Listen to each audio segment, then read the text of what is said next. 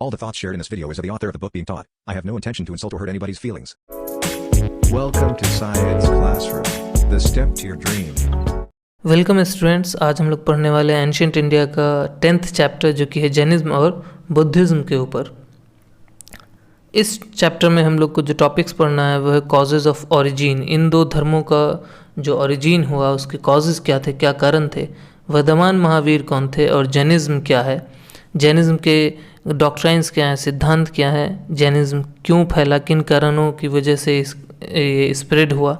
इसके अलावा जैनिज्म का क्या कंट्रीब्यूशन है हमारे एंशिएंट इंडियन कल्चर पे। इसके अलावा हम लोग पढ़ेंगे गौतम बुद्ध कौन थे, बुद्धिज़्म क्या है, बुद्धिज़्म के डॉक्ट्राइन्स क्या हैं, सिद्धांत क्या है। इसके अलावा जो स्पेशल फीचर्स क्या हैं बुद्धिज़्म के और इसका जो स्प्रेड हुआ वो किन कारणों से हुआ।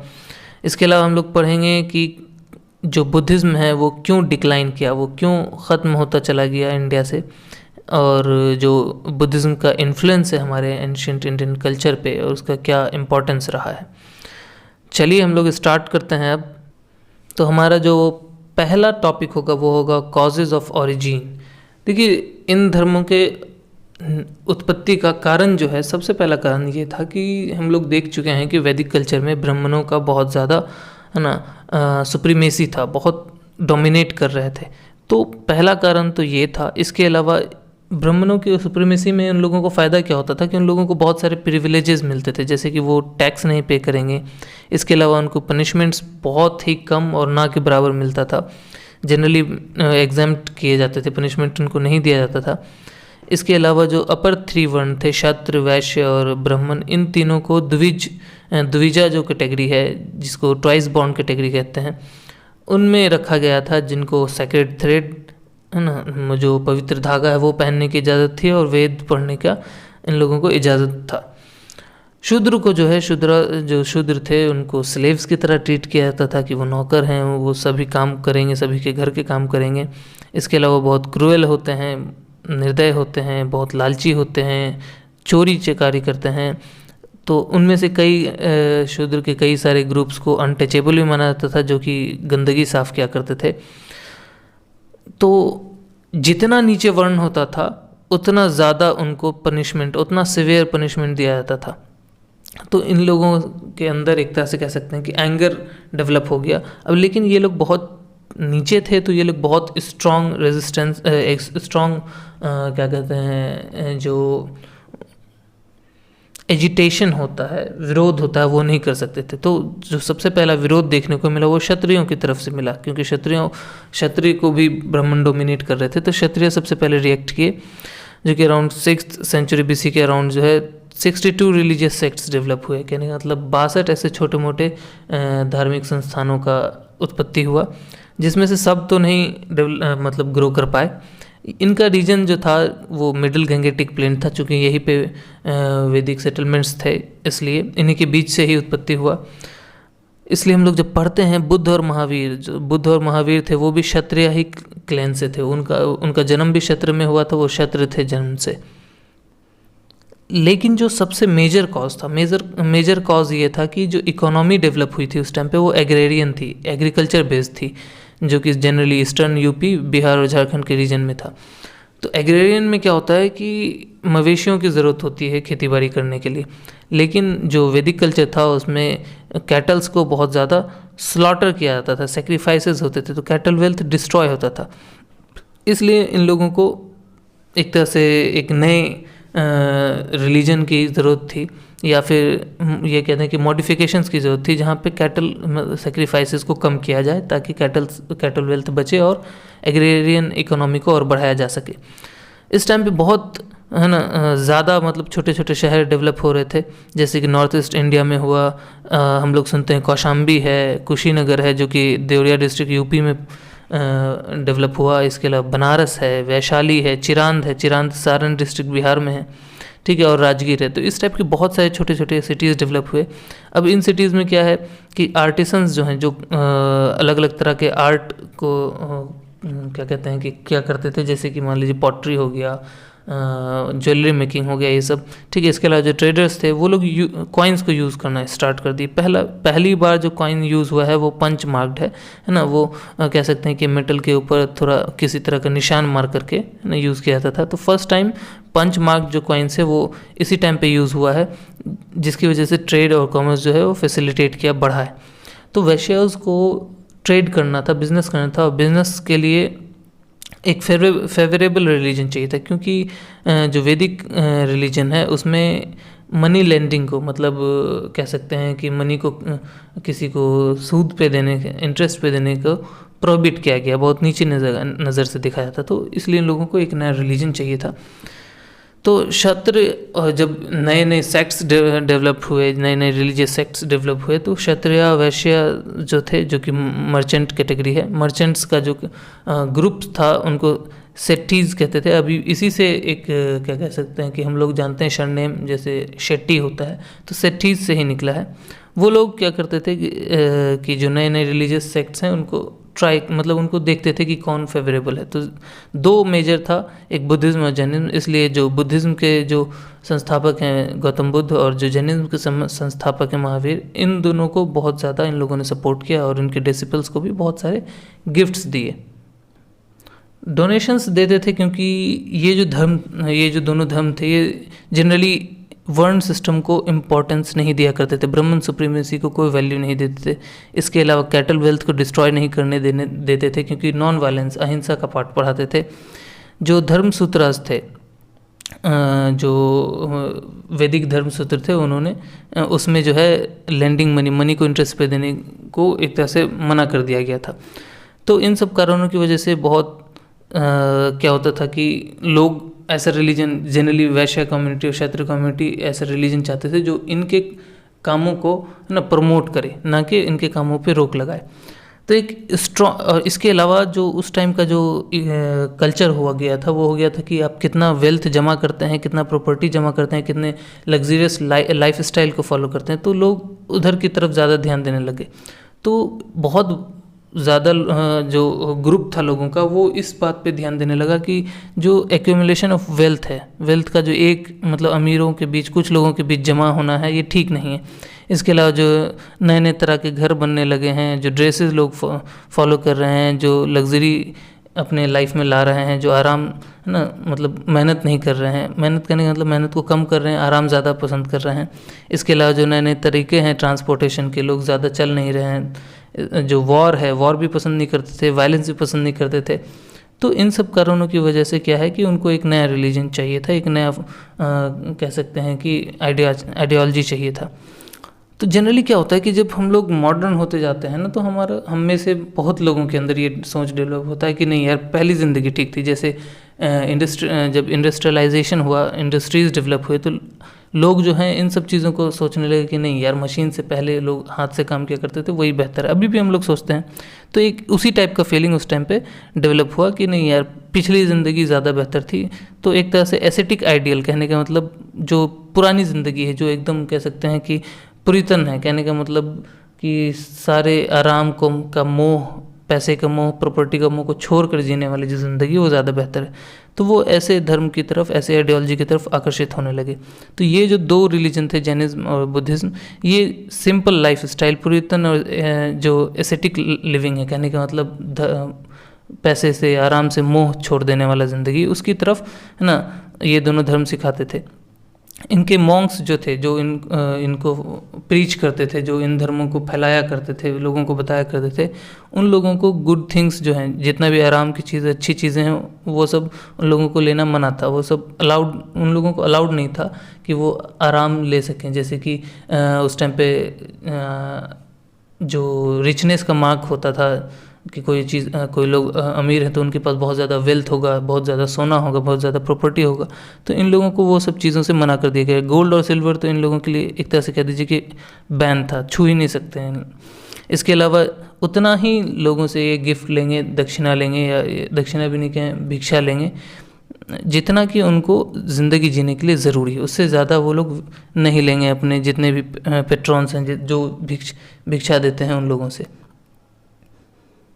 तो इन सब कारणों की वजह से इन दोनों धर्मों का वहाँ पे उत्पत्ति हुआ और ज़्यादा ये दो धर्म जो है वो फेमस होते चले गए। अब हम लोग पढ़ेंगे कि वर्धमान महावीर कौन थे और जैनिज्म क्या है।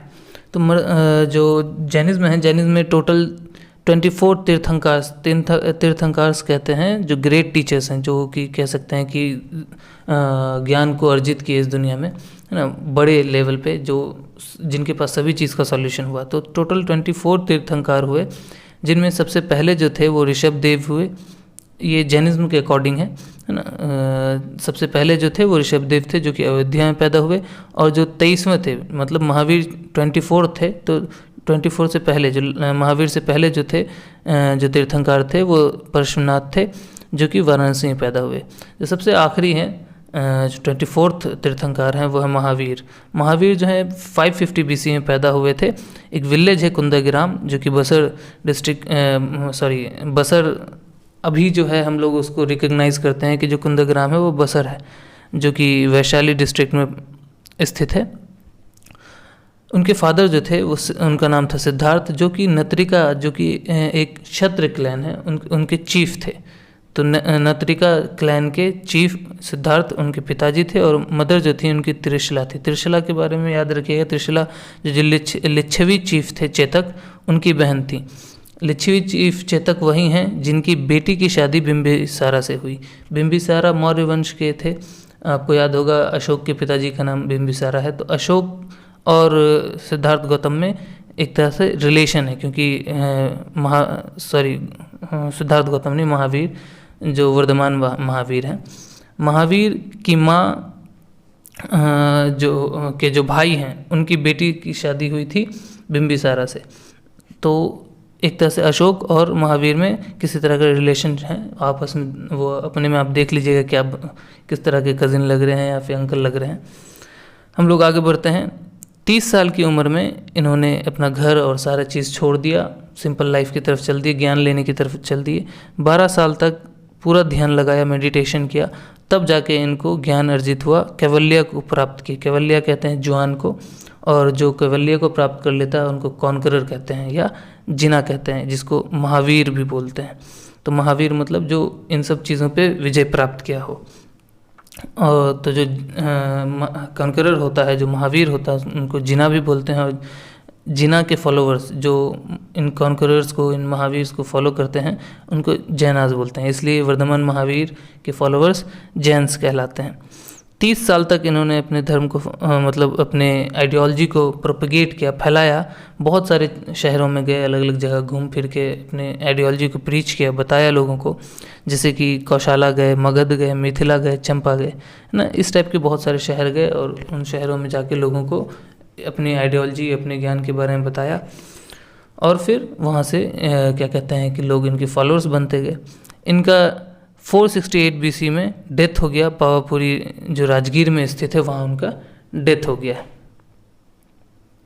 जैनिज्म धर्म के अपने सिद्धांत हैं, डॉक्ट्राइन्स हैं। तो बेसिकली 5 डॉक्ट्राइन्स हैं। सबसे पहला है कि वायलेंस कमिट नहीं करना है, हिंसा नहीं करनी है, झूठ नहीं बोलना है, चोरी नहीं करनी है, और कोई किसी भी तरह का प्रॉपर्टी अर्जित नहीं करना है, मतलब मटेरियल वेल्थ आपको जमा नहीं करना है। और जो सबसे आखिरी है वो ये कि कॉन्टिनेंस, कहने का मतलब आपको शादी ब्याह कुछ नहीं करना है, सभी तरह के पारिवारिक मोह से दूर रहना है। तो ये जो सबसे आखिरी वाला है कि शादी ब्याह नहीं करना, ब्रह्मचारी रहना है, वो महावीर ने ऐड किया था, सबसे आखिरी वाला। तो टोटल 2 सेक्ट्स हम लोग को देखने को मिलते हैं जैनिज्म के अंदर, 2 ग्रुप्स देखने को मिलते हैं। बाद में बताऊंगा कि कैसे ये डेवलप हुए। अभी हम लोग देखते हैं कि 2 तरह के ग्रुप हुए। एक कहलाए श्वेतांबर। श्वेतांबर वो जो कि वाइट ड्रेस पहनते हैं, देखा होगा आपने, वाइट पूरा कपड़ा पहने हुए रहते हैं। इवन उनके जो माउथ है वो भी वाइट कपड़े से बंद रहता है। और दूसरे दिगंबर। दिगंबर वो हैं जो कि महावीर को बहुत ज़्यादा स्ट्रिक्टली फॉलो करते हैं, और महावीर ने ही कहा था कि जैसे पैदा हुए हैं वैसे ही रहना है, मतलब कम्प्लीटली नेकेड रहना है, कोई कपड़ा नहीं पहनना है। तो ये जो दिगंबर्स हैं वो महावीर को फॉलो करते हैं, और वो कोई कपड़ा नहीं पहनते हैं। जैनिज्म में गॉड्स को रिकग्नाइज किया गया कि भगवान होते हैं, लेकिन वो जिना से नीचे हैं, मतलब उन ज्ञानी पुरुषों से नीचे हैं जो कि इन सब चीज़ों के, दुनिया के सारी तरह के मतलब नॉलेज है उनको प्राप्त कर चुके होते हैं, सभी तरह की परेशानियों का सॉल्यूशन होता है, तो उससे नीचे गॉड को रखा गया। जैनिज्म में तो महावीर जो है वर्धमान महावीर, उनके हिसाब से वर्ण, देखिए उनका जो आइडिया था वर्ण को लेकर के वो ये था कि कोई भी इंसान निचली जाति में तभी पैदा होता है, निचले वर्ण में तभी पैदा होता है जब उसने अपने पिछले जन्म में कुछ है ना पाप किया हो। तो जितना बड़ा पाप उतना निचला वर्ण होता चला जाएगा। और आप इस साइकिल से मतलब अपने निचले वर्ण से छुटकारा तभी पा सकते हैं जब कि आप कड़ी मेहनत करें और बहुत ही है ना पायस मतलब प्योर होली पवित्र ज़िंदगी गुजार रहे हों। अब इन पूरी दुनिया के जितने भी परेशानी हैं, जितने भी इन मतलब दुनिया के अंदर जितने भी आप ट्रबल से गुजर रहे होते हैं, इन सब से छुटकारा, जितने भी वर्ल्डली बॉन्ड्स हैं, इन सब से छुटकारा पाने के लिए आपको 3 जेवल्स को फॉलो करना पड़ेगा। त्रिरत्न जिनको कहा जाता है वो है कि राइट नॉलेज लीजिए, सही ज्ञान लीजिए, राइट फेथ होना चाहिए, सही विश्वास होना चाहिए आपका, और उसी हिसाब से सही एक्शन होना चाहिए। इन तीनों को अगर आप अर्जित कर लेते हैं, इन तीनों को आप अचीव कर लेते हैं, तो आप इस दुनिया की मोह से छुटकारा पा लेंगे। ये है जैनिज्म का डॉक्ट्राइन, जो सिद्धांत है। जैनिज्म का जो स्प्रेड है, जो जैनिज्म फैला है, उनके कारणों को अब हम लोग देखेंगे। तो जैनिज्म जो है वो बहुत ज़्यादा फॉलोअर्स को अट्रैक्ट नहीं कर पाया, क्योंकि ये जो वैदिक जो रिलीजन है, जो ब्राह्मणिकल रिलीजन है ना, उससे अपने आप को कम्प्लीटली क्लियरली आउट नहीं किया, अपने आप को एकदम अलग नहीं दिखाया, तो उसी से मिलता जुलता रहा, तो बहुत ज़्यादा फॉलोअर्स को अट्रैक्ट नहीं कर पाया। ये जनरली उस एरिया में ज़्यादा फैला जहाँ की ये, जैसे कि साउथ का रीजन हो गया, वेस्ट का रीजन हो गया, गुजरात, राजस्थान, और साउथ का रीजन कर्नाटक, केरल, इन सब रीजन में फैला जहाँ की ब्राह्मणिकल रिलीजन वीक था, है ना। बाकी जो यूपी का रीजन है, बिहार का रीजन, जो नॉर्दर्न रीजन है, वहाँ पे ब्राह्मणिकल रिलीजन बहुत स्ट्रॉन्ग था, तो यहाँ पे वो फॉलोअर्स नहीं बना पाए। अब इसके स्प्रेड का ना 2 थ्योरी है। पहला थ्योरी ये है कि चंद्रगुप्त जो थे, चंद्रगुप्त मौर्य, इसमें कहा गया है कि चंद्रगुप्त मौर्य जो है वो एक जैन, मतलब वो जैनिज्म को फॉलो किए और अपने जो सिंहासन है उसको त्याग दिए, और फिर जो अपनी ज़िंदगी का आखिरी टाइम था, जो कुछ अंतिम वर्ष थे, वो कर्नाटक में है ना एक जैन एसेटिक मतलब एक मॉन्क की तरह से गुजारे। तो उनको देख देख के उनके फॉलो मतलब बढ़ते गए, जैनिज्म स्प्रेड हुआ। दूसरा ये है कि महावीर के डेथ के बाद, जो वर्धमान महावीर हैं, उनके डेथ के 200 साल बाद एक बहुत बड़ा क्या कहते हैं कि भुखमरी फैला, बहुत बड़ा मतलब अनाज का शॉर्टेज हुआ, जो कि 12 साल तक चला, कई लोग मरे। तो इसमें क्या हुआ ना कि जो नॉर्दर्न रीजन में थे, जो मगध के रीजन में जो लोग थे, उनमें से कुछ जैन्स जो हैं वो साउथ चले गए, जो भद्रबहु हैं उनके लीडरशिप के अंदर वो साउथ चले गए, और बाकी जो हैं वो मगध में रह गए ना, स्थलाबहु के अंदर। स्थलाबहु ये 2 लीडर्स के नाम है, भद्रबहु के लीडरशिप के अंदर साउथ गए और स्थलाबहु के लीडरशिप के अंदर लोग मगध में रहे। तो अब देखिएगा कि 2 तरह का जैनिज्म हम लोगों को, जैनिज्म के अंदर 2 ग्रुप्स बनते हैं हम लोगों को देखने को मिलेंगे। तो जब ये फेमिन ख़त्म हुआ तो जो साउथ में गए हुए जैन थे वो वापस आए, और देखा, उन लोगों ने देखकर ये इल्ज़ाम लगाया कि जो मगधियन जो जैन हैं, जो मगध में रह गए थे, वो जो पुराने रूल्स हैं उसको तोड़ के अपनी ज़िंदगी गुजार रहे हैं और बहुत ढीले हो चुके हैं इन रूल्स को फॉलो करने में। तो इन डिफरेंसेस को है ना कम करने के लिए, ख़त्म करने के लिए पाटलिपुत्र में एक काउंसिल बैठा, और इस काउंसिल का मेन मोटिव था कि जितने भी टीचिंग्स हैं जैनिज्म के, जितने भी आइडियाज़ हैं, उन सबको कंपाइल किया जाए, एक कह सकते हैं कि टेक्स्ट के फॉर्म में उसको रखा जाए, जितने भी टीचिंग्स हैं उनको। और इसी के साथ साथ वो इन दोनों ग्रुप्स के बीच के डिफरेंसेस को सॉर्ट आउट करना चाहते थे। लेकिन जो साउदर्न जैन थे, जो कि साउथ चले गए थे, वो इस काउंसिल का बॉयकॉट किए। इसलिए वो साउथ जो गए थे वो दिगंबर्स कहलाए, जो महावीर के स्ट्रिक्ट फॉलोअर्स थे, और जो मगधियंस जो मगध में रह गए थे वो श्वेतांबर्स कहलाए। उन्होंने कपड़ा पहनना स्टार्ट कर दिया। तो इन लोगों का एलिगेशंस एक तरह से कह सकते हैं कि ठीक था, वो लैक्स हो गए थे। अब बाकी चीज़ों को हम लोग बाद में देखेंगे कि एक्चुअली में क्या क्या कारण रहा होगा, कैसे कैसे हुआ होगा। लेकिन ये 2 थ्योरी है जिसमें से हम लोगों को रिजल्ट देख रहा है, और कौन सा थ्योरी बहुत सही है तो कह नहीं सकते, क्योंकि दोनों में कहीं ना कहीं कमी है। जैसा कि हम लोग पढ़ेंगे कि जो पहला थ्योरी जहाँ पे कहा गया है कि चंद्रगुप्त मौर्य सब कुछ छोड़ छाड़ के गए हैं, ये कहीं और किसी दूसरे सोर्स में हम लोगों को देखने को नहीं मिलता। और जो दूसरा थ्योरी है जो फेमिन की बात कर रहा है, वो फेमिन की बात जो है वो काफ़ी बहुत मतलब ये जो कहा गया महावीर के डेथ के 200 साल बाद की कहानी है, लेकिन एक्चुअली वो काफ़ी लेटर पीरियड का कहानी, बहुत पीछे मतलब बहुत आगे की तरफ का कहानी है, बहुत बाद का कहानी है, इसलिए मैच नहीं होता। तो दोनों थ्योरीज़ को हम लोग कंप्लीटली भी नहीं काटते हैं, थोड़ा बहुत कुछ ना कुछ है, लेकिन हम लोगों को एज जो रिज़ल्ट दिख रहा है उसके बेसिस पे हम लोग आगे बढ़ते हैं। तो जो हम लोगों को जो एविडेंस मिलता है वो ये सजेस्ट कर रहा है कि कर्नाटक में जो जैनिज़्म का स्प्रेड है वो 3rd सेंचुरी है ना, आफ्टर क्राइस्ट या एनो डोमिनी है ना, उसके अराउंड हुआ है। और जो मोनेस्ट्रीज़ हैं वो मोनेस्ट्रीज़ जो डेवलप हुए हैं जिनको बसाड़ी कह रहे हैं, वो 5th सेंचुरी एडी मतलब आफ्टर क्राइस्ट एनो डोमिनी में ना इस्टेब्लिश होना स्टार्ट हो गया है कई जगह पे कर्नाटका के, जो कि किंग्स के द्वारा जो राजा ने इन मोनेस्ट्रीज़ को लैंड ग्रांट्स किए, उसके बेसिस पे जो एपिग्राफिक एविडेंसेस हैं उनके बेसिस पे ना ये डेट्स हम लोग को देखने को मिलते हैं। तो ये थ्योरीज थे। इसके अलावा जो जैनिज्म जो स्प्रेड किया कलिंगा तक फैला, कलिंगा में जो फैला कलिंगा तक जो पहुंचा वो 4th सेंचुरी बीसी में पहुंचा। और जो 1st सेंचुरी बीसी है उसमें हम लोग को देखने को मिलता है कि जो कलिंगा के राजा हैं खरावेला, जिन्होंने आंध्र प्रदेश और मगध के कई सारे प्रिंसेस को हराया है, वो इनके फॉलोअर्स बन चुके हैं, वो पैट्रोनेज हो चुके हैं। तो यहाँ से दिखता है कि ऑलमोस्ट मतलब 1st सेंचुरी में इंटर तो हो गया था लेकिन कम्प्लीटली स्प्रेड नहीं किया। इसलिए हम लोग देखते हैं कि 4th सेंचुरी तक कलिंगा में, जो कि उड़ीसा के रीजन में पड़ता है, उस एरिया में कम्प्लीटली अच्छे से स्प्रेड कर चुका है। तमिलनाडु में 2nd और 1st सेंचुरीज बीसी के अराउंड पहुंचा है। उसके काफ़ी मतलब सेंचुरीज बाद, 2-3 सेंचुरीज बाद है ना, मालवा और गुजरात और राजस्थान के रीजन में ये फैला है। और गुजरात और मालवा के रीजन में अभी भी हम लोगों को बहुत सारे जैन्स देखने को मिलते हैं। वो लोग इसलिए ज़्यादा चेंज नहीं हुए क्योंकि वो लोग ट्रेडर्स हैं, और ट्रेडर्स जो ट्रेडर्स के लिए जो best ideology, best religious ideology है वो जैनिज्म में ही है। तो इसलिए वो लोग वहाँ पे हम लोगों को जैनिज्म अभी भी देखने को एक बड़े अच्छे अमाउंट में देखने को मिलता है वेस्टर्न रीजन में, और जो साउदर्न रीजन है इसमें अभी भी जैनिज्म देखने को मिलता है। जैनिज्म का एक अच्छा कंट्रीब्यूशन है एंशिएंट इंडियन कल्चर पे।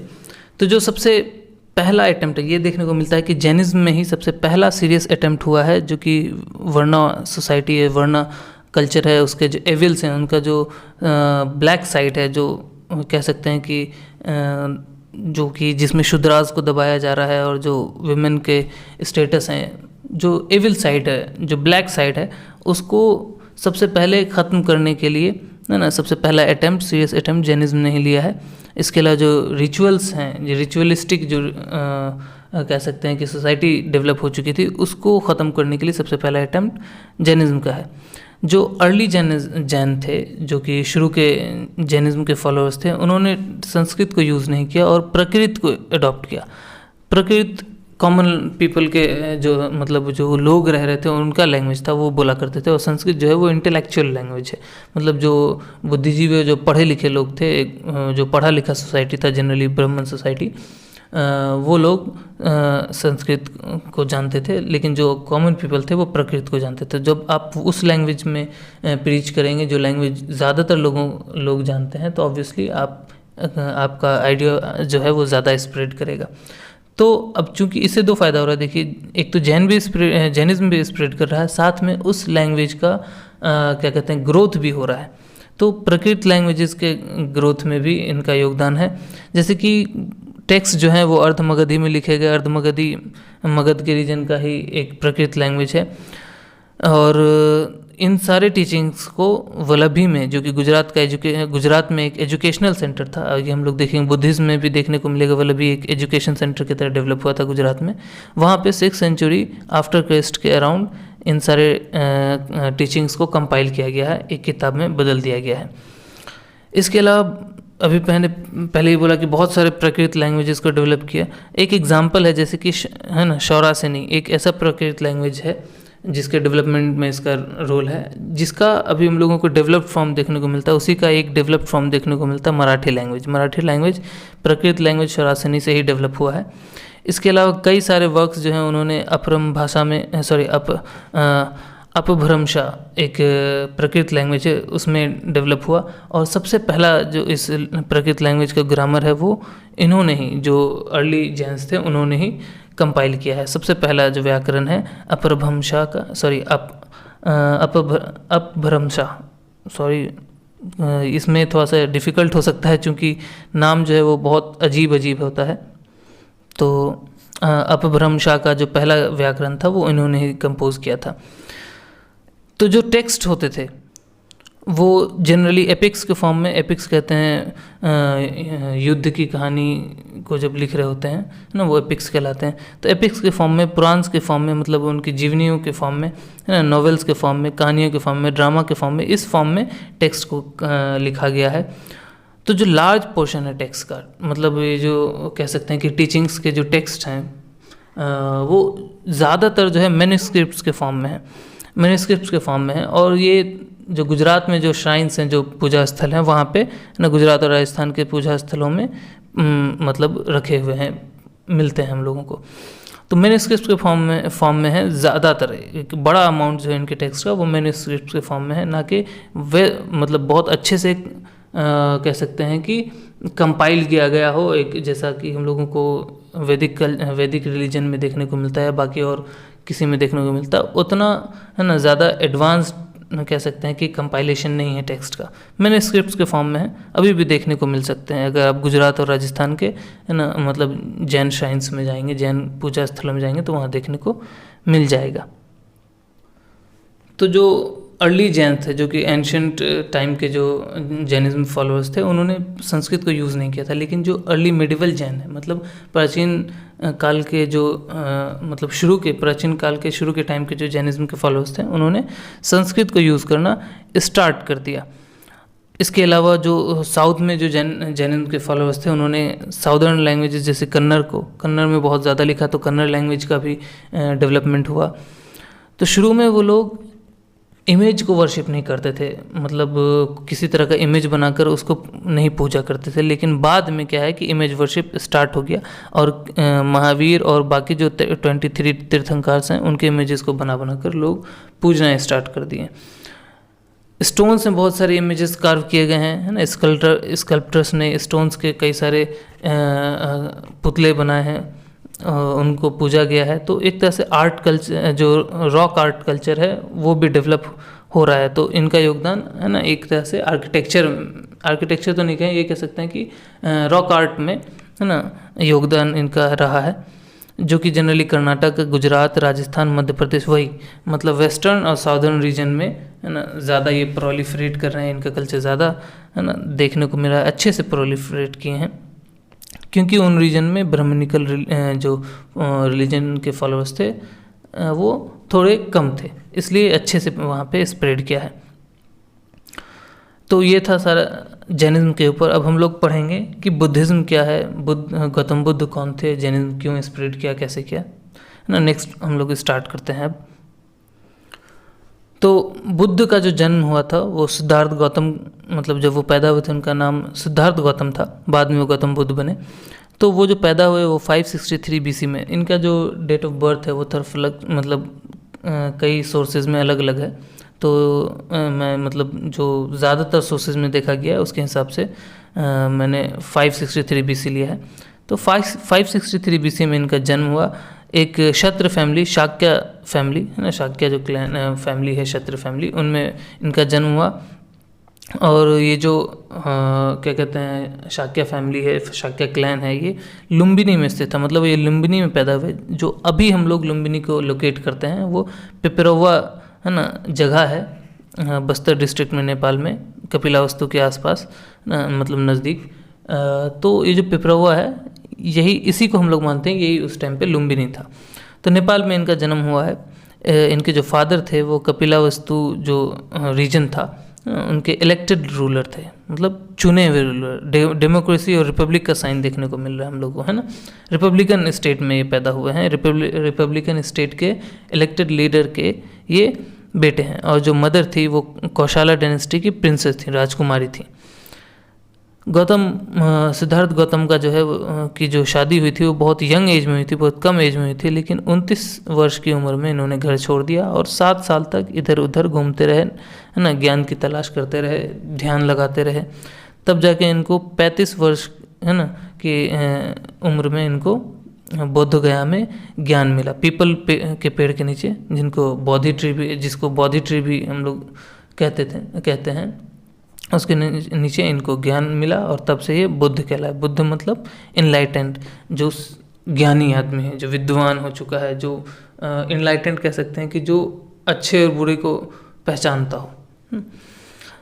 तो ज्ञान लेने के बाद इनका सबसे पहला जो सरमन था, जो सबसे पहला कह सकते हैं कि टीचिंग था, प्रीचिंग था, वो सारनाथ में हुआ। बनारस सारनाथ, अभी भी आप लोग जाइएगा तो सारनाथ में आपको बुद्ध का मोनेस्ट्री देखने को मिलेगा। वहीं पे सबसे पहला इनका सरमन हुआ। मतलब सबसे पहले इन्होंने अपने आइडियोलॉजी अपने फॉलोअर्स को या अपने डिसिपल्स को बताए। 40 साल तक ये अपने आइडियोलॉजी को जगह से जगह घूम कर बताते रहे अपने फॉलोअर्स को, लोगों को, जो फॉलोअर्स नहीं भी थे उनको भी। लेकिन रेनी सीज़न में ये क्या करते थे, ये घूमते नहीं थे। रेनी सीज़न में ये एक जगह पे रुक जाते थे और वहाँ के जितने विद्वान थे, रिलीजियस, जो कह सकते हैं कि प्रीस्ट सब थे, जैसे ब्राह्मण्स के या किसी और सेक्ट्स के जो प्रीस्ट हुआ करते थे, उनसे डिबेट किया करते थे।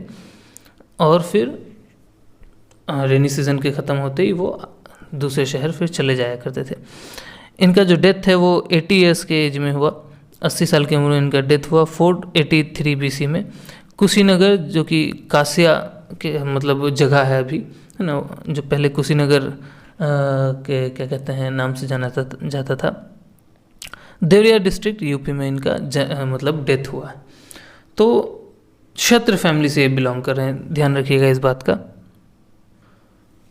अब हम लोग पढ़ेंगे बुद्धिज़्म के जो सिद्धांत हैं, डॉक्ट्राइन्स हैं उनको, कि गौतम बुद्ध ने क्या क्या सिद्धांत दिया था। तो इसके अनुसार, मतलब गौतम बुद्ध के अनुसार, ये उनका ये कहना था कि जो डिज़ायर्स होते हैं, जो इच्छाएं होती हैं, उसी के हिसाब से हम लोगों को दुख प्राप्त होता है। क्योंकि जितनी जैसी जैसी हमारी इच्छाएं होंगी और वो पूरी नहीं होंगी तो हम लोग दुखी होते जाते हैं। तो हम लोगों के ज़िंदगी में जितना भी ट्रबल्स होते हैं, जितने प्रॉब्लम्स होते हैं, सबका एक ही कारण है, वो है हमारे डिज़ायर्स, हमारी इच्छाएं। और जब तक डिज़ायर्स पूरी नहीं होंगी तो हम मरेंगे, फिर पैदा होंगे, फिर मरेंगे, फिर पैदा होंगे। तो ये बर्थ और डेथ का साइकिल चलता रहेगा।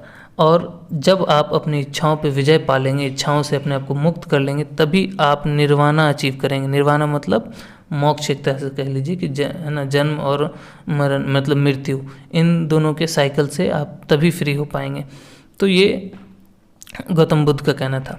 अब इस निर्वाणा को प्राप्त करने के लिए, या कह सकते हैं कि अपनी ज़िंदगी से जो ये मिजरी है, सारे प्रॉब्लम्स हैं, इनको है ना हटाने के लिए आपको एक 8 फोल्ड पाथ को फॉलो करना पड़ेगा। अष्टांगिका मार्ग कहते हैं बुद्धिज़्म में इसको, जिसमें आता है कि आप सही तरीके से ऑब्ज़र्व करें। ऑब्ज़र्व करने का मतलब किसी भी चीज़ को करना, ऑब्ज़र्व कहते हैं। जैसे आप पढ़ रहे हैं तो अच्छे से पढ़ें, आप जी रहे हैं तो अच्छे से, तो राइट ऑब्जर्वेशन होना चाहिए आपका, सही तरीके से चीज़ों को जानें, समझें। इसके अलावा राइट डिटर्मिनेशन होना है, जो काम करना है वो करके ही रहना है ना। आपका निश्चय ना एकदम दृढ़ निश्चय होना चाहिए, स्ट्रॉन्ग डिटर्मिनेशन होना चाहिए। आप सही बोलें, झूठ नहीं बोलें, है ना, सही काम करें, गलत बिल्कुल नहीं करें, आप सही तरीके से जिएँ। इसके अलावा सही एक्सरसाइजेज करें, आपकी याद मतलब जो मेमोरी है वो बहुत सही होनी चाहिए, झूठ नहीं बोलना है कि अगर याद नहीं है तो झूठ बोलते हैं। और जो आपका डिसीज़न होना चाहिए वो बहुत सही होना चाहिए। अगर इन 8 चीज़ों को हम लोग अपनी मतलब ज़िंदगी में ऑब्ज़र्व कर लेते हैं तो हम लोग अपनी ज़िंदगी से प्रॉब्लम्स को दूर कर लेंगे। इसके अलावा बुद्धिज़्म के अनुसार आपको आराम को एकदम नहीं, क्या कहते हैं कि अर्जित करना। आप आराम के पीछे एकदम नहीं भागेंगे, लग्जरी को अवॉइड करेंगे, ऑस्टेरिटी को है ना अवॉइड करेंगे। मतलब आराम और अमीरी से दूर रहना है आपको। लेकिन एक चीज़ याद रखिए कि आराम से दूर रहने का मतलब एकदम भीख, मतलब एक तरह से कह सकते हैं एकदम गरीब तरीके से नहीं रहना है। एक मिडिल पाथ, बीच का रास्ता आपको अपनाना है कि बहुत ज़्यादा वेल्थ भी एक्यूमुलेट नहीं करना है और एक तरह से पूरी की पूरी क्या कहते हैं कि गरीबी भी नहीं रखनी है अपने। तो मिडिल पाथ अपने फॉलोअर्स को बुद्धिज़्म में कहा गया है कि मिडिल पाथ को अपनाएं। लेकिन जो उनके मॉन्क्स हैं, मॉन्क्स कहने का मतलब जो उसको बहुत स्ट्रांगली फॉलो करेंगे, उनके लिए कोड ऑफ कंडक्ट है। कोड ऑफ कंडक्ट क्या कहता है उनका कि आप किसी भी मतलब दूसरे के प्रॉपर्टी पे नज़र नहीं डालेंगे। Do not covet the property of others, दूसरे की प्रॉपर्टी को अपनाएंगे नहीं, हड़पेंगे नहीं, आप हिंसा नहीं करेंगे, मतलब वॉर को मना कर दिया गया। झगड़ा लड़ाई है ना, वॉर करके किसी के मतलब राज्य को अपना लेना, इन सब चीज़ों को एकदम मना कर दिया गया है। आप किसी भी तरह के नशीले पदार्थ नहीं यूज़ करेंगे, शराब वगैरह जो भी है उस टाइम पे जो भी हुआ करता था वो सब को है ना यूज़ नहीं करेंगे। अभी भी अगर आप अप्लाई करेंगे, अगर आप फॉलोअर बनेंगे, स्ट्रिक्ट फॉलोअर बनेंगे, मॉन्क बनेंगे, तो ये सब चीज़ आपको छोड़ना पड़ेगा। झूठ नहीं बोलना है और अपने आप को किसी भी तरह का भ्रष्ट जो काम है, कहने का मतलब जो आपके बुद्धि को भ्रष्ट कर दे, जो आपके वैल्यूज़ को भ्रष्ट कर दे, जो आपके संस्कार को ख़त्म कर दे, वैसा कोई भी काम में अपने आप को इंडल्ज या इन्वॉल्व नहीं करना है। ये है ना बुद्धिज़्म के सिद्धांत हैं। नेक्स्ट हम लोग पढ़ेंगे कि बुद्धिज़्म का जो ख़ास बात क्या है और क्या कारण है कि ये है ना इतने अच्छे तरीके से और इतनी तेज़ी से फैला और इतने लार्ज स्केल पे फैला था। सबसे पहली बात यह है कि वो फिलोसॉफिकल, बहुत कम फिलोसॉफिकल था, मतलब ज़्यादा कह सकते हैं ना कि हवा हवा में बातें, वो बहुत कम था। कि मतलब आत्मा को, जिसे क्या कहते हैं कि वैदिक रिलीजन में कहा गया कि आत्मा और ब्रह्मा एक ही हैं, आत्मा को वापस ब्रह्मा में मिक्स होना है मोक्ष प्राप्त करके। तो ये सब किसी भी तरह का फिलोसॉफिकल बात ये नहीं करता था। भगवान को तो माना ही नहीं और आत्मा ब्रह्मा जैसे कोई चीज़ को ये मतलब बुद्धिज़्म मानता ही नहीं है। वर्ण सिस्टम को डायरेक्ट ख़त्म किया, कहने का मतलब कोई वर्ण नहीं, कोई ऐसा नहीं है कि कोई नीचे पैदा हो कोई ऊपर पैदा हो, सब बराबर पैदा हुए हैं। चूँकि अब ये सब चीज़ आप देखिएगा, चूँकि वो एक रिपब्लिकन क्या कहते हैं क्लैन में पैदा हुए थे ना, उनके फादर इलेक्टेड में रूलर थे, तो ये सब चीज़ अब देखिए वहीं से डेवलप होता है। इसके अनुसार कोई भी इस क्या कहते हैं कि धर्म में जुड़ सकता था, इनके संगठनों में जुड़ सकता था, है ना। ये लिबरल था, सभी तरह के विचारों को है ना सुनता था, सभी तरह के विचारों को अलाउ करता था। ऐसा नहीं कि एकदम कट्टर फंडामेंटलिस्ट था, कट्टर था कि नहीं मानना है तो मानना है, ऐसा कुछ नहीं। लिबरल था, डेमोक्रेटिक था, सभी के विचारों को सुनना है। इवन जो वुमेन थी वो भी इनके जो ऑर्डर्स थे, संघ थे, उनको ज्वाइन कर सकते थे, सबको अलाउड किया गया। अब देखिए क्या है ना कि जब ये रिलीजन आया, ये आइडियोलॉजी आया, तो मगध सबसे अच्छे से और सबसे बेहतर मतलब सबसे बड़े स्केल पे मगध के लोग जो हैं इसको रिस्पॉन्ड किए और अपनाए।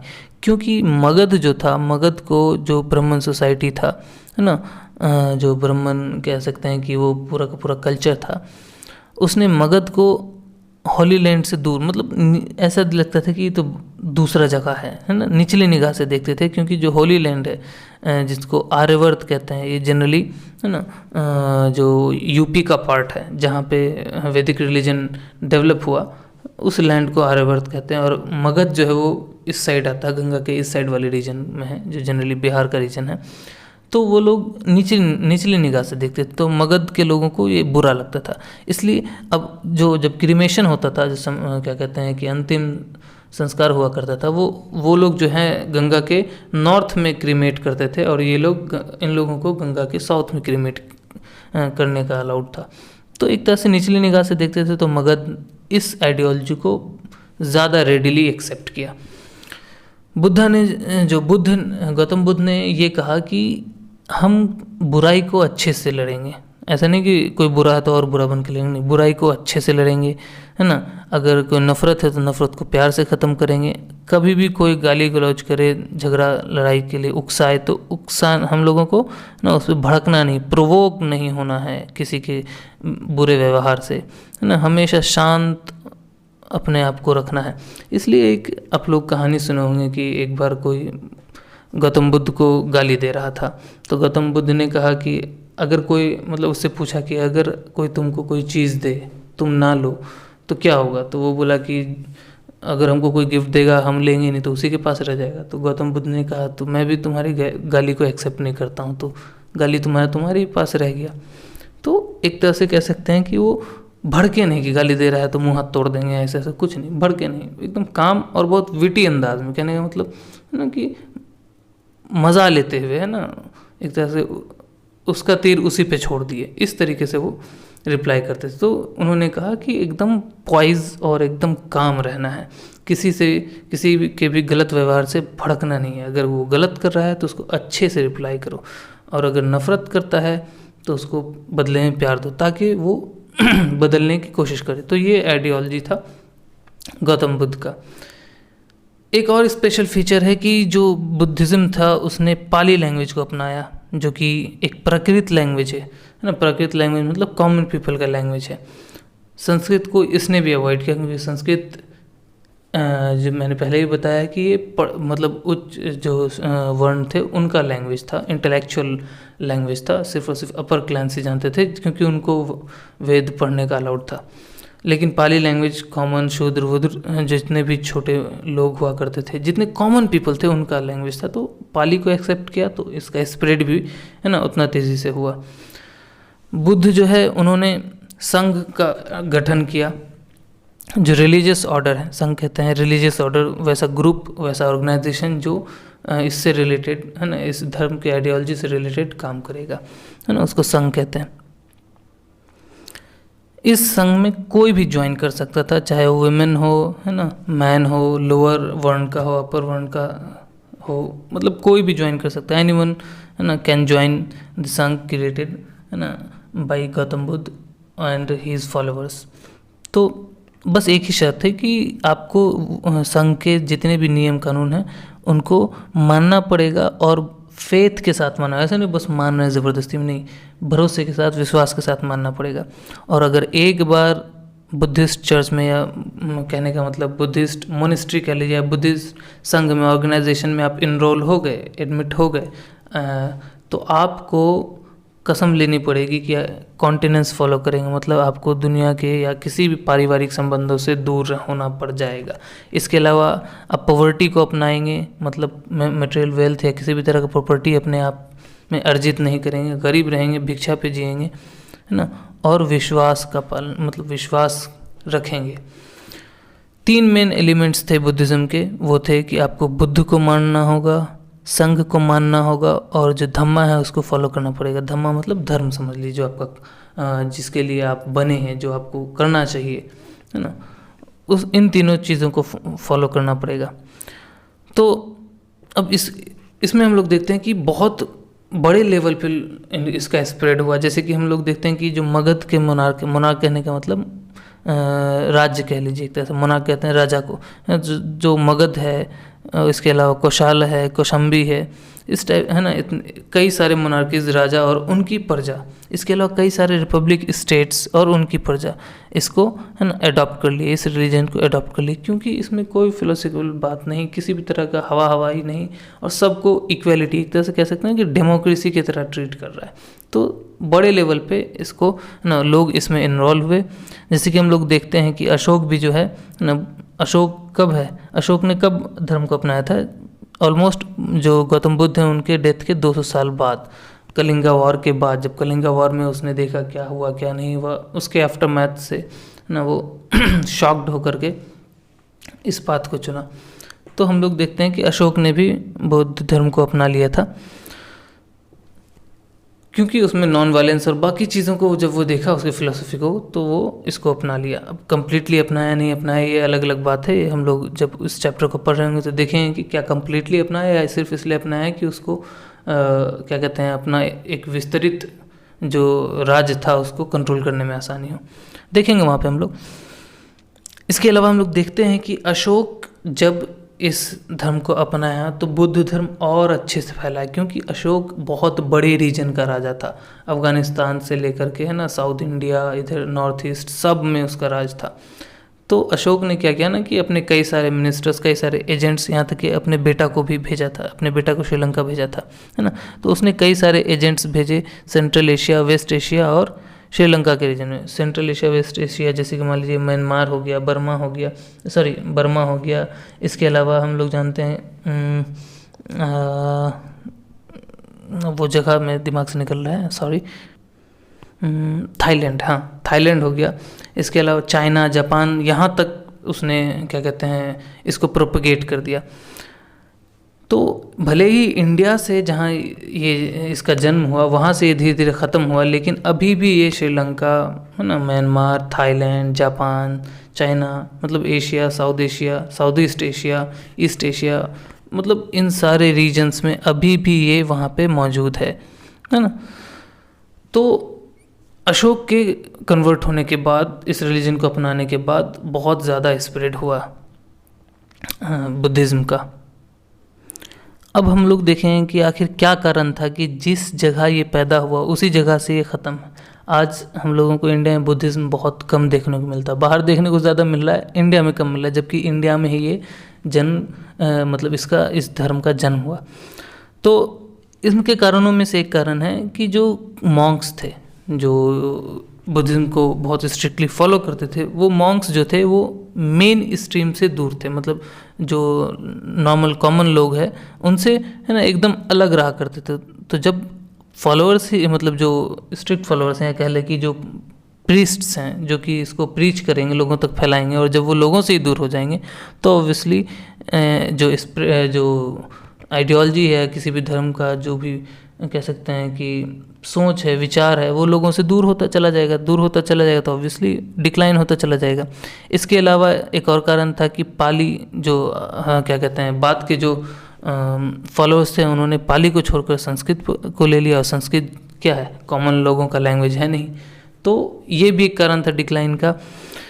इसके अलावा बहुत सारे कारण हैं, जैसे एक कारण और है कि जो ब्राह्मण्स थे उन्होंने अपने रिलीजन्स में रिफॉर्म्स लाए, बहुत सारे रिफॉर्म्स लाए, जैसे कि उन्होंने फिर क्या कहते हैं कि बलि को, सेक्रीफाइसेस को मना करना स्टार्ट कर दिया कि कैटल वेल्थ को बढ़ाओ, है ना, ऐसा करो वैसा करो, बहुत सारी चीज़ें हैं, वो सब थियोलॉजी में आप लोग देखिएगा कैसे कैसे पहले वैदिक कल्चर में बलि था, बलि क्यों आया, बलि के बाद बलि क्यों ख़त्म हुआ, सब है। तो वो भी उनमें जो कमी लगी, तो ब्राह्मण्स ने अपने रिलीजन के अंदर भी थोड़ा बहुत रिफॉर्म्स लाए। तो ये भी कारण था बुद्धिज़्म के डिक्लाइन का। इसके अलावा आपको देखिएगा कि बाद के टाइम में ब्राह्मण्स ने भी इन वुमेन को और शूद्र को, है ना, एंट्री दे दिया कि हाँ आप भी स्वर्ग जा सकते हैं अच्छे कर्मों की वजह से। पहले ये सब ऐसा कुछ नहीं था कि वुमेन अबलाइज्ड हैं अपने हस्बैंड से, अगर हस्बैंड ठीक रहा, मतलब उनसे प्रसन्न हुआ, तो वो हेवन जाएंगे। शूद्र का भी वैसा ही था कि अगर उसने खुश किया अपर वर्ण को तो वो हेवन जाएगा, वरना नहीं। अब क्या है कि अब वो वुमेन को और शूद्र को ये कहते कि आप अपने कर्मों की वजह से हेवन जाएंगे। तो कई सारे रिफॉर्म्स लाए उन्होंने। तो ये भी एक तरह से चैलेंज इम्पोज किया बुद्धिज़्म के ऊपर। तो फर्स्ट सेंचुरी के बाद से जो पहली सदी थी आफ्टर क्राइस्ट की, है ना, तो फर्स्ट सेंचुरी एडी के बाद से उन लोगों ने आइडोलेट्री कहते हैं, आइडल्स की पूजा करना, मूर्ति पूजन को स्टार्ट कर दिया, जबकि पहले ऐसा नहीं था, है ना, और बड़े स्केल पे पूजा करना स्टार्ट कर दिया, जिसमें वो बुद्ध को पूजने लगे, है ना। इसके अलावा बुद्ध ने कहा था कि उतने ही आप भिक्षा लेंगे लोगों से जितना से आपका ज़िंदगी गुजर जाए, लेकिन अब ये जो भिक्षा है बहुत बड़े अमाउंट में लेने लग गए लोगों से, जो जितना दे रहा है रखे जा रहे हैं, ऐसा नहीं कि कम कर लें। तो एक तरह से देखने को मिलता है हम लोगों को, जैसे कि नालंदा मोनेस्ट्री में देखने को मिलता है कि वो 200 गांव का ग्रांट उसके पास था, वो 200 गांव से टैक्स कलेक्ट करते थे, मतलब वो मोनेस्ट्री अपने, है ना, क्या कहते हैं, पालन के लिए। तो जब इतने बड़े अमाउंट में ऑफरिंग्स मिलेंगे आपको, तो ऑब्वियसली लालच बढ़ता चला जाएगा। तो यही हुआ कि जो मोनेस्ट्रीज़ थे वो फिर करप्ट भ्रष्ट लोगों से, है ना, और जो आराम पसंद थे उन लोगों से बढ़ता चला गया। अब चूँकि पैसा आने लग गया, तो अब जो वो लोग थे वो करप्ट भी हो गए, और साथ में जो वुमेन संघ से जुड़ी हुई थी, जो ऑर्डर से जुड़ी हुई थी, अब वो वुमेन को सिर्फ और सिर्फ, है ना, कह सकते हैं कि गंदी निगाहों से देखने लगी, वो सिर्फ और सिर्फ अब वो लस्ट के ऑब्जेक्ट्स रह गई। तो वुमेन की एंट्री और करप्ट लोग, तो इन दोनों का एक डेडली कॉम्बिनेशन बना जो कि मोनेस्ट्रीज़ को और बदनाम कर दिया। तो अब इस टाइप का जो नया बुद्धिज्म डेवलप हुआ है ना, तो इस नए फॉर्म को कहा गया वज्रयान। वज्रयान जो है बहुत अच्छा फॉर्म नहीं है बुद्धिज्म का, इसलिए धीरे धीरे बुद्धिज्म डिक्लाइन होता चला गया। इसके अलावा और भी कुछ फैक्टर्स हैं जो हम लोग देखेंगे, जैसे कि मान लीजिए कि बहुत सारे जो हिंदू किंग्स थे उन्होंने परसिक्यूशंस स्टार्ट कर दिए, बुद्धिस्ट मॉन्क्स को मारना स्टार्ट कर दिया बड़े स्केल पे। जैसे कि है ना पश्यमित्र शुंगा जो कि एक ब्राह्मण रूलर थे, इसके अलावा जो हून डायनेस्टी के जो राजा थे मिहिराकुला जो कि एक शिव भक्त थे, उन्होंने भी सैकड़ों बुद्धिस्ट को मारा। जो एक और शिव भक्त राजा थे शशांक जो कि गौड़ा के रूलर थे, उन्होंने बोधि ट्री को काट दिया। वही बोधि ट्री, वही पीपल का पेड़ जिसके नीचे गौतम बुद्ध ने ज्ञान अर्जित किया था और बुद्ध कहलाए थे, उसको कटवा दिया है ना बोध गया में। तो इतने लार्ज एग्जीक्यूशंस होंगे तो ऑब्वियसली फॉलोअर्स कम होते चले जाएंगे। ह्यून सांग जो कि एक चाइनीज़ ट्रैवलर थे, इंडिया आए हुए थे, उन्होंने अपने टेक्स्ट में लिखा है कि 1600 स्तूप मतलब मॉनेस्ट्रीज जो हैं, जो कह सकते हैं कि एक तरह सिंबल हैं बुद्धिज़्म के, है ना, उनको तोड़ दिया गया है ना। कई सारे मॉनेस्ट्रीज डिस्ट्रॉय किए गए, हज़ारों मॉन्क्स को है ना और फॉलोअर्स को मार दिया गया। तो हो सकता है ये एग्जैजरेशन भी हो, क्योंकि वो बाहर से आया हुआ था, तो हो सकता है कि बड़े थोड़ा कहीं ना कहीं थोड़ा तो कुछ तो हो ही रहा था, तभी ना उसने एग्जैजरेटेड फॉर्म में भी लिखा। तो ये सब हो रहा था। इसके अलावा जो साउथ इंडिया में भी हम लोगों को देखने को मिलता है, और इसका रिएक्शंस भी हम लोगों को देखने को मिलता है। बहुत सारे जो मॉनेस्ट्रीज़ हैं उनके पेंटिंग्स में हम लोगों को देखने को मिलता है कि जो बुद्धिज़्म के डेटीज़ हैं, कह सकते हैं कि एक तरह से मान लीजिए भगवान टाइप से जिनको पूजते हैं, वो हिंदू डेटीज़ जो हिंदू के जो भगवान हैं उन दोनों में क्लैश दिखाया जा रहा है कि वो मतलब किसी तरह से उस पर हमला कर रहे हैं। बुद्धिज़्म के जो डेटीज़ हैं वो हिंदू के डेटीज़ को मार रहे हैं, इस टाइप से। तो रिएक्शन एक तरह से दिख रहा है, तो ऑब्वियसली कहीं ना कहीं से इन लोगों को मारा जाता है, इसलिए इसके रिएक्शन में ये भी कुछ दिखा रहे थे। तो ये भी एक तरह का सबूत है कि ऐसा हो रहा था। तो साउथ इंडिया में भी देखने को मिलता है कि बहुत सारे जो शैवाइट्स हैं, जो शिव भक्त हैं, और जो वैष्णवाइट्स हैं, जो वैष्णव हैं, उन्होंने भी जैन्स को, बुद्धिज़्म को बड़े लेवल पे अपोज किया, है ना, एक अच्छे अमाउंट में ना प्रोसिक्यूशंस किया, मारना स्टार्ट किया। सिर्फ इतना ही नहीं था, इसके अलावा मॉनेस्ट्रीज़ बहुत रिच हो गए थे, जो जैसे कि नालंदा मॉनेस्ट्री का मैंने एग्जांपल दिया, तो बहुत रिच हो गए थे मॉनेस्ट्रीज़। और इसी रिचनेस के लालच में मुस्लिम के भी इन्वेजन हुए, जो टर्किश इन्वेजन्स हुए, जो टर्की से जो मुस्लिम इन्वेडर्स आए उन्होंने लूट लिया, है ना, और लूटा तो एक बड़े अमाउंट में, मारा भी। तो एक तरह से कह सकते हैं कि 2-3 तरफ से हमला हुआ जा रहा है। तो ऑब्वियसली एक तरह से हम लोग को देखने को मिलता है कि 12th सेंचुरी तक आते आते, 12वीं शताब्दी आफ्टर क्रिस्ट आते आते बुद्धिज़्म प्रैक्टिकली एक्सटिंक्ट हो गया इंडिया से, उस जगह से जहाँ इसका बर्थ हो। तो इतने मेजर कांस थे, है ना, इतने मेजर कॉजेज़ थे इसके डिक्लाइन के। याद रखिएगा इन सब चीज़ों को, बहुत इंपॉर्टेंट है। बाकी रिलेट करना सीखिए कि कैसे इसको हम लोग जो आगे पढ़ने वाले हैं और जो पीछे पढ़े उससे कैसे रिलेट करेंगे। अब हम लोग पढ़ेंगे बुद्धिज़्म का क्या इन्फ्लुएंस था, क्या प्रभाव पड़ा और क्या क्या ख़ास बात थी। स्पेशल फीचर्स नहीं, इम्पोर्टेंस, है ना, कि क्या महत्व है इसका हमारे एंशिएंट कल्चर में, उसको पढ़ेंगे। तो बुद्धिज़्म जैसा कि कहता है कि जो पॉवर्टी है, जो गरीबी है, वही जो है नफ़रत की वजह बनता है। जो गरीबी, अगर किसी से उससे पैसा छीन लिया जाए, उसका प्रॉपर्टी छीन लिया जाए, तो वो नफ़रत करेगा ऑब्वियसली, फिर वो निर्दयता भी दिखाएगा, मारकाट भी मचाएगा, वायलेंस भी होगा। तो बुद्धिज़्म के अनुसार पॉवर्टी ही जो है वो हेट्रेड और क्रुएल्टी और वायलेंस को पालता है, जन्म देता है, ब्रीड करता है ना। इसलिए कहा गया कि जो फार्मर्स हैं उनको ग्रेन्स दिया जाए, जो है ना ग्रेन्स दिया जाए। इसके अलावा कुछ और सोर्सेज हेल्प किया जाए, जैसे पानी इरिगेशन के लिए ना। इसके अलावा मवेशी क्या कहते हैं प्लोइंग के लिए, तो खेती में उनको मदद किया जाए। जो ट्रेडर्स हैं, जो कह सकते हैं कि ट्रेड कर रहे हैं, बिजनेस कर रहे हैं, ना, एक जगह से दूसरी जगह बेच रहे हैं, तो उनको ऑब्वियसली पैसा दिया जाए, पूंजी दिया जाए, वरना वो खरीदेंगे क्या बेचने के लिए। इसके अलावा जो लेबरर्स हैं जो आपके यहाँ काम कर रहे हैं उनको मजदूरी दिया जाए। तो जब आप किसी की गरीबी को हटाएंगे तभी आप उसके दिल में जगह पाएंगे। तो ये बुद्धिज़्म का कहना था।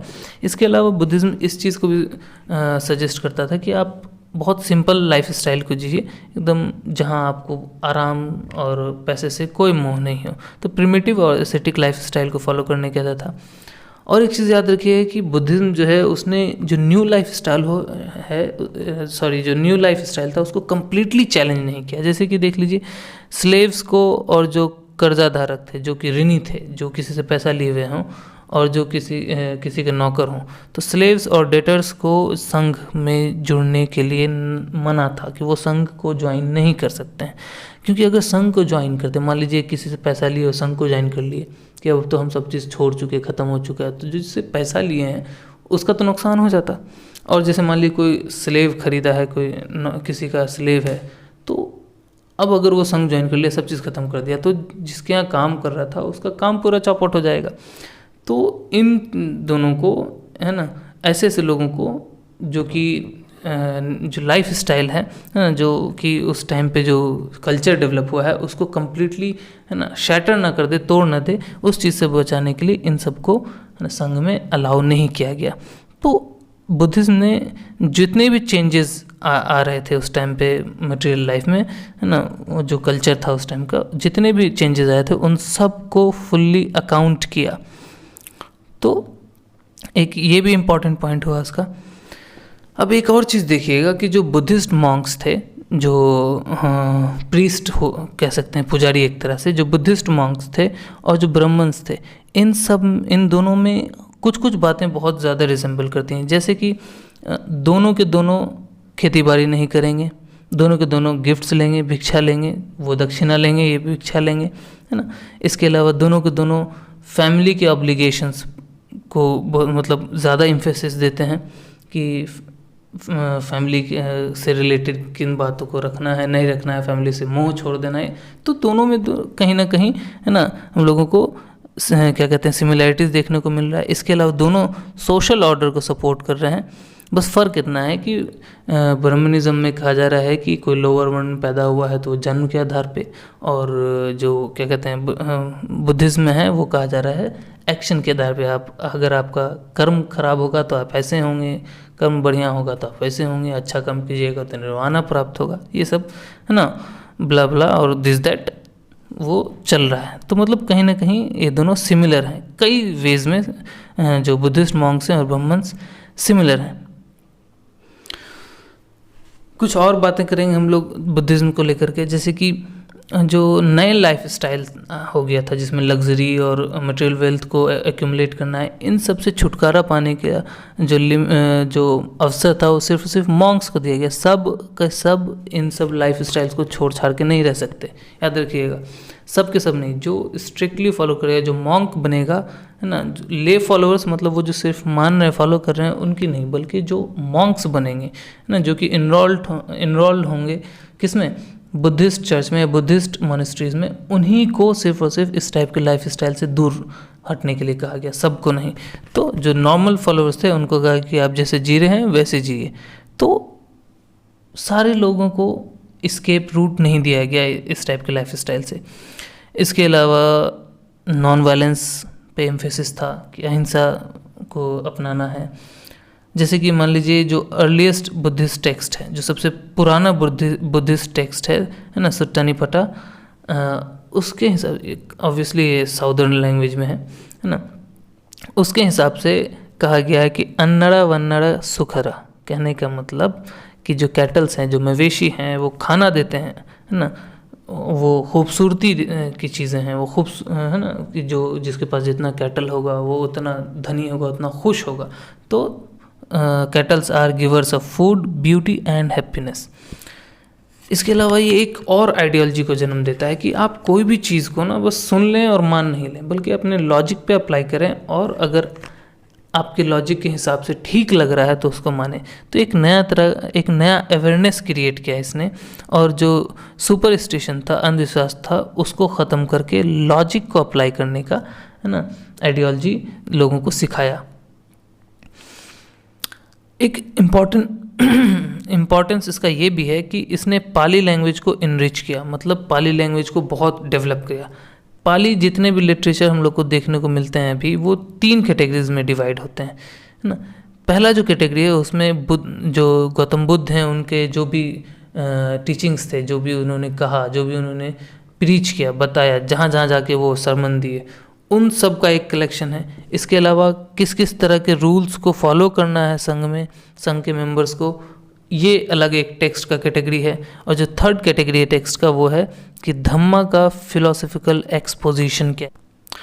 तो अब हम लोग देखें कि जो क्रिश्चियन एरा का जो शुरू का 3 शताब्दी था, 3 सेंचुरीज थे, उसमें जो बुद्धिज़्म के जो फॉलोअर्स थे उन्होंने पाली को संस्कृत के साथ मिक्स करके एक नया लैंग्वेज जिसको हाइब्रिड संस्कृत कहते हैं उसका, है ना, जन्म कर दिया। तो एक ये भी हम लोग को देखने को मिल रहा है, एक इम्पॉर्टेंट, है ना, कह सकते हैं कि एस्पेक्ट है बुद्धिज़्म का जो हमारे एंशिएंट लिटरेचर से रिलेटेड है, कि एक नया लैंग्वेज को उन्होंने जन्म दिया, हाइब्रिड संस्कृत।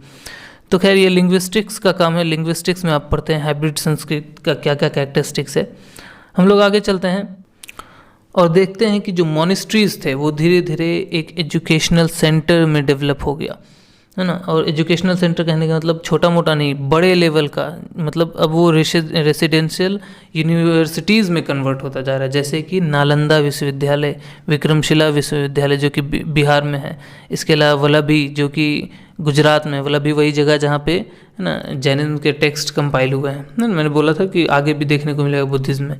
तो ये सब क्या है कि धीरे धीरे एजुकेशनल सेंटर्स में डेवलप होते चले गए। डिवोटीज़ जो थे, जो कि भक्त थे, है ना, बुद्धिज़्म के जो फॉलोअर्स थे, उन्होंने क्या क्या दिया कि अब एक नया स्टाइल डेवलप किया है कि उन्होंने बुद्धा के जो लाइफ के इवेंट्स हैं, जैसे कि बोधि ट्री के नीचे ज्ञान लेना, है ना, इसके अलावा घर को छोड़ना, इसके अलावा कहाँ कहाँ प्रीचिंग्स दिए, तो इम्पॉर्टेंट जो उनके लाइफ के इवेंट्स थे उनको उन्होंने पिक्चर्स के फॉर्म में स्टोन में कार्व करना स्टार्ट कर दिया। स्टोन, है ना, पत्थरों को खोद कर उसमें पिक्चर्स बना के, एक इम्पॉर्टेंट आपको देखने को मिलेगा इमेज गूगल में अगर सर्च कीजिएगा कभी तो, कि एक पत्थर का पैनल है, उसमें वो देखने को मिल रहा है कि बोधि ट्री के नीचे गौतम बुद्ध जो हैं वो ध्यान लगाए हुए हैं। तो गया में भी ऐसे बहुत सारे पैनल्स आपको देखने को मिलेंगे। इसके अलावा सांची और भरूच जो कि मध्य प्रदेश में है ना। सांची का स्तूप आपको याद होगा।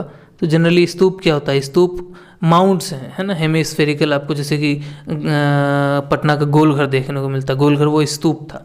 तो जनरली स्तूप होता क्या है कि स्तूप हेमिस्फेरिकल माउंट्स है जिसके अंदर जो रिलिक्स हैं, कहने का मतलब बुद्धा के लाइफ से रिलेटेड जो इम्पोर्टेंट पार्ट्स हैं, जैसे उनका कपड़ा हो गया, चप्पल हो गया, जो भी उनसे रिलेटेड रिलिक्स हैं उनको स्टोर किया जाता है।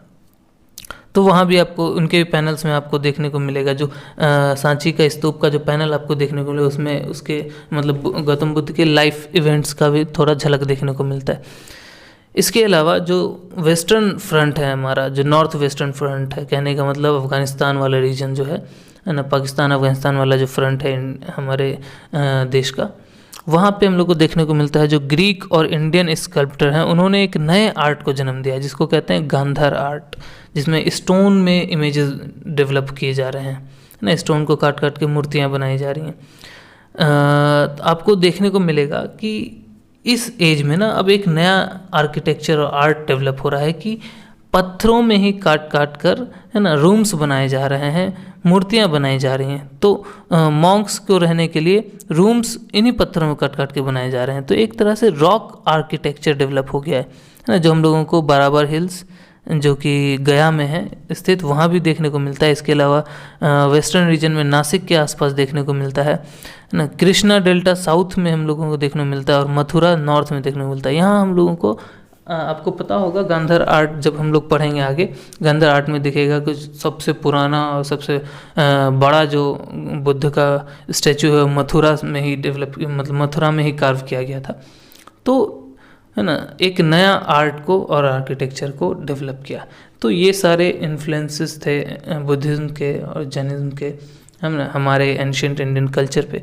तो ये सिर्फ हिस्ट्री का टॉपिक नहीं रह गया, इसमें आर्ट और जो आर्किटेक्चर है हमारा, है ना, वो टॉपिक्स भी आ रहे हैं। तो आर्ट से रिलेटेड टॉपिक्स भी हैं, तो अच्छे से इसको ध्यान में रख के, है ना, कनेक्ट करके पढ़िएगा।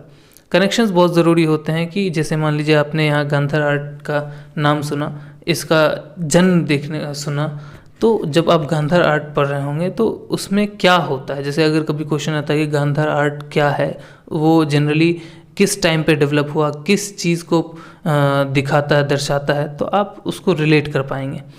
ठीक है, आई होप आप मतलब ये सारा टॉपिक समझ में आया होगा। थोड़ा लेंदी वीडियो बना, क्योंकि 2 टॉपिक्स हैं इसमें, जैनिज्म और बुद्धिज्म, दोनों को जितना विस्तार से कर पाए उतना लंबा वीडियो बन जाएगा। तो मैंने जितने भी इम्पोर्टेंट एस्पेक्ट्स थे, जितने भी इम्पोर्टेंट पॉइंट्स थे वो लिया। आई होप आपको ये पसंद आया हो। पढ़ते रहिए, आगे सीखते रहिए। मिलते हैं नेक्स्ट लेक्चर में। If you learned something, please do like and share this video and subscribe to my channel.